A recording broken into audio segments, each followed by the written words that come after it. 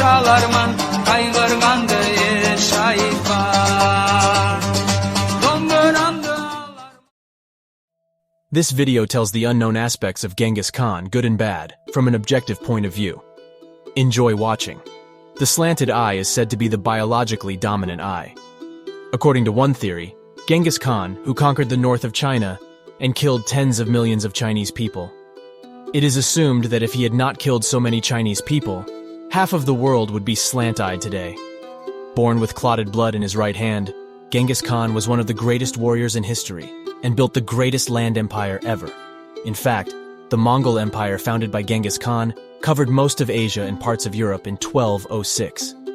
Genghis Khan, whose real name was Temujin, was born into a geography characterized by bloody intertribal struggles, plunder, and chaos.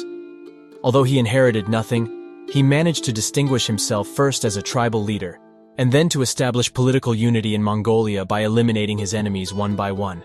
At the age of 9, his father was poisoned by rival Tartars. His own tribe sent his family into exile. His mother had to raise her 7 children alone. As a young boy, he had to hunt and fight for a living. He killed his brother in an argument over food.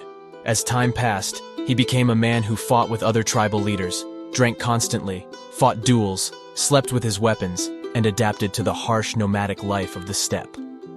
Genghis Khan was not a tribalist. He believed in merit. He was known for recognizing talented people and promoting them without judging them based on their class, ancestry, or even past loyalties.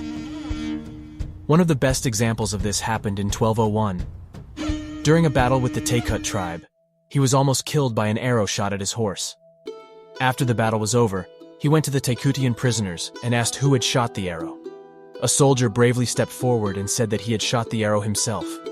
Genghis, impressed by the soldier's courage, both made this soldier a commander in his army and honored him by naming him Jebe, which means arrow.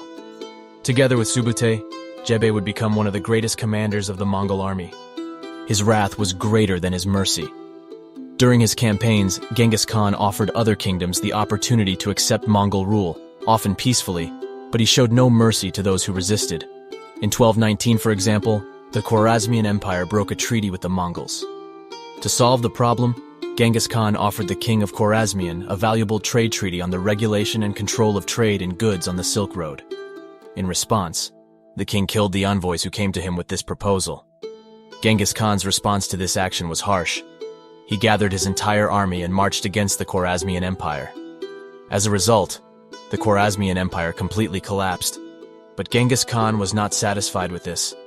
He organized an expedition against one of his vassals, the Tangut Kingdom, which did not send troops to him during the war, captured their capital, and massacred the entire royal family of Tangut. According to an article by David Morgan, this war caused so much death and destruction that global carbon dioxide emissions plummeted. The 700 million tons of carbon removed from the atmosphere by this green aspect of the Mongol invasion is equivalent to the amount of carbon produced by today's global gasoline consumption. As a result of this research, Genghis Khan received the title of the first global cooler.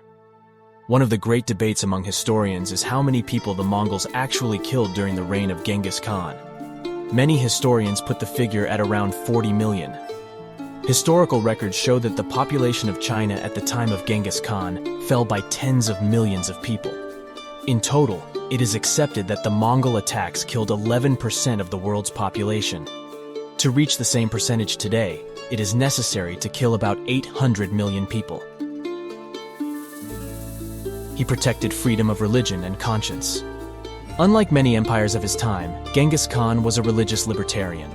In addition to passing laws protecting everyone's freedom of religion and conscience, he also granted tax exemptions to places of worship. They established the world's first national postal system. With the bow, arrow, and horse, one of the most important weapons of the Mongols was their communication network. One of the first arrangements Genghis Khan made was to establish a settled courier system. In this organization, which was amazingly effective for the medieval period, he established his own communication network by establishing a horse farm every 50 kilometers. Any state official could change his horse at these points, and sometimes travel 320 kilometers a day with strong and rested horses. However, during their journeys, the messengers carried bacteria from different regions directly to the west. Bacteria that evolved in different weather conditions triggered different diseases, causing people in the West to suffer from plague. Genghis Khan caused 65% of the population of Europe, which he had never visited, to die from plague. Genghis Khan described himself in one place as a punishment of God, sent against his enemies who had committed great sins. The evidence for the continuation of Genghis Khan's genetic legacy is strong. In 2003, a study led by Chris Tyler Smith found that 8% of men in 16 populations in Asia and 0.5% of men worldwide carry almost identical Y chromosome sequences. The differences found between the DNA of these men suggested that this lineage began 1,000 years ago in Mongolia. The 16 million people still living can be identified as descendants of Genghis Khan. Although historians put the number of women he had sex with at 500, it is widely theorized that much of this enormous lineage is the product of rape. Thanks for watching, and do not forget to subscribe to my channel.